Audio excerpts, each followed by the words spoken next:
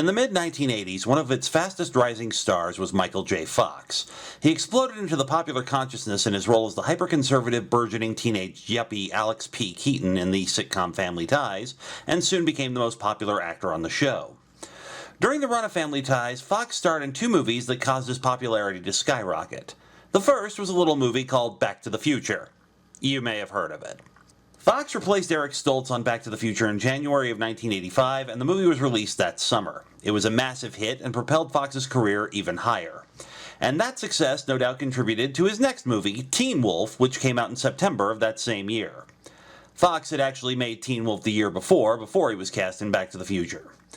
The movie, which I would describe as basically I Was a Teenage Werewolf but as a comedy instead of a horror, was another smash hit. And like a lot of kid-appealing movies of the 80s, both movies wound up getting Saturday morning cartoon series based on them. Back to the Future took a little longer, not premiering until 1992. The Teen Wolf animated series, on the other hand, premiered on CBS in 1986, and also like a lot of cartoon adaptations of popular movies, changes were made. The basic premise of the show is largely the same as the movie. Scott Howard is a typical teenager, except for the fact that he comes from a family of werewolves, with said lycanthropy exhibiting itself around puberty or so. His best friends are still the scheming Styles, who's always out to make a fast buck, and Boof, a girl he grew up with. However, the show upends one of the basic conceits of the movie. In the film, becoming a werewolf makes Scott popular and a star player on the basketball team, and it pretty much becomes one of those coming-of-age teen comedies where Scott has to learn who he is and what kind of person he wants to be. The series, on the other hand, has Scott desperately trying to keep anyone from figuring out that he and his family are werewolves. The only ones who know are Boof and Styles, and more than one episode revolves around Scott dealing with some kind of complication that threatens to reveal that secret.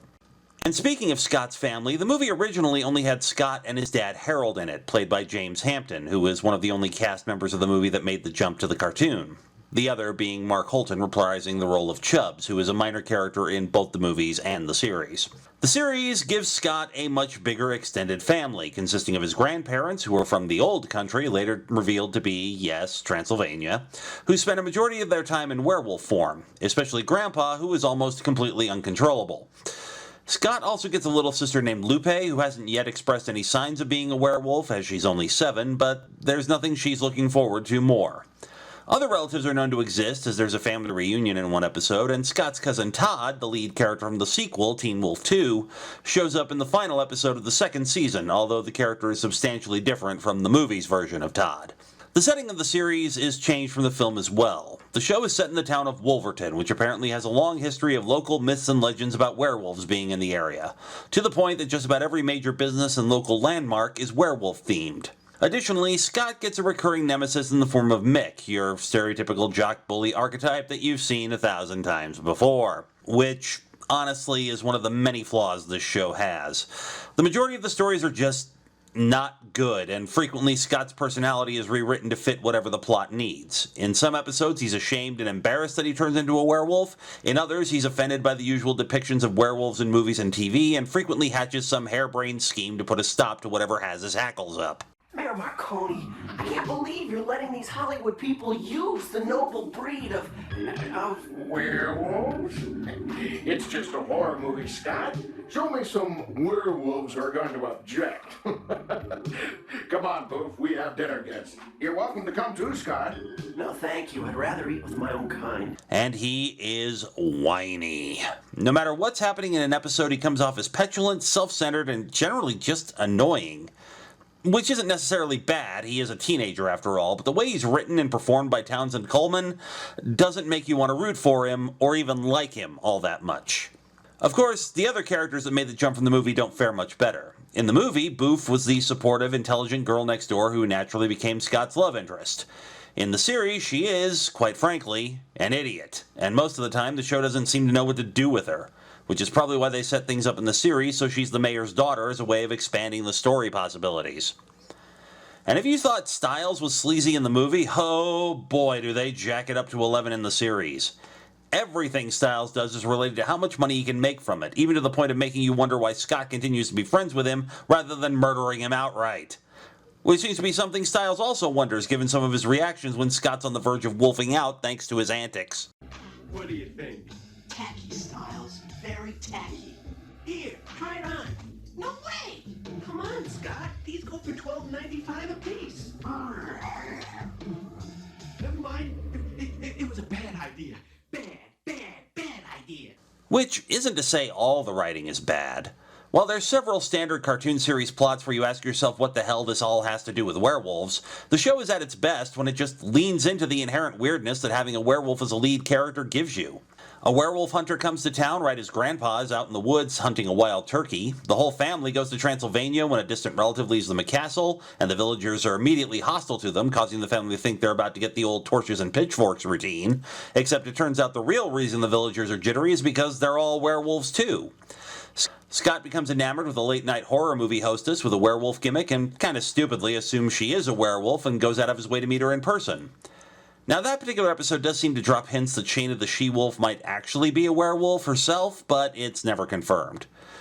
And there's a really creative episode where a family of witches moves to town and tries to take over, but because werewolves are immune to their mind control powers, it leaves the Howards as the only ones to save the day.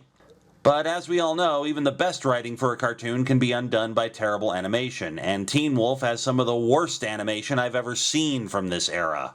Which is really weird because the animation was done by Hanna-Barbera's Australian division, the same company that produced Drak Pack, and somehow in the 6 years between Drak Pack and this, the animation got worse than the stuff produced by the US branch. I mean, looking at this now, if you didn't know this show was made in 1986 and digital animation wasn't a thing yet, you could almost assume this was an internet cartoon made with an early version of Flash or some similar program. The movements are stiff, half the time nothing is moving in any given shot except the characters' mouths, there's rarely any shading and everything just looks flat and boring. Yes, and there's also recycled animation, especially Scott's way too long transformation sequence that gets used at least once in every episode.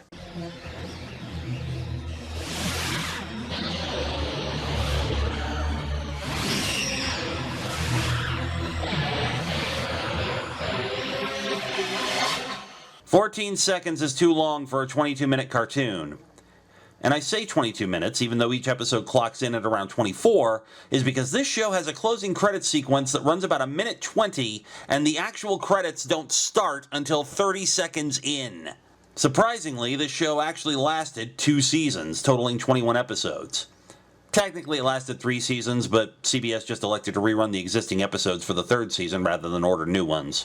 As for Teen Wolf as a franchise, as mentioned, there was a sequel, Teen Wolf 2, which came out in 1987 with Jason Bateman as Scott's cousin Todd, although I strongly suspect this was a last-minute alteration when Michael J. Fox was either unwilling or unable to do the movie, because Styles, Chubbs, and Scott's dad are also in it.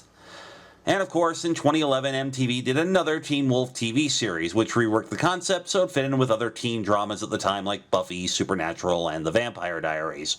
I wish I could say that all the shows I decided to cover this October for It Came From Saturday Morning were underrated or forgotten gems, but that's just not true in this case. I didn't really like the show as a kid, and I had hoped I was going to like it better as an adult, but no. Most of Teen Wolf consists of boring or cliched stories, cut-rate animation, and a lead character who just isn't that likable. I don't recommend this one aside from the more out-there episodes I mentioned earlier. Now, there are fans of the show, and one enterprising YouTuber, Shanast TV, has remastered all the episodes and made them available on YouTube for viewing. You'll find a link in the description to the whole series if you want to check this out for yourself. Next week, Halloween is here, and while we've primarily focused on comedy cartoons so far, I think it's time to unearth some actual horrors from below to close things out.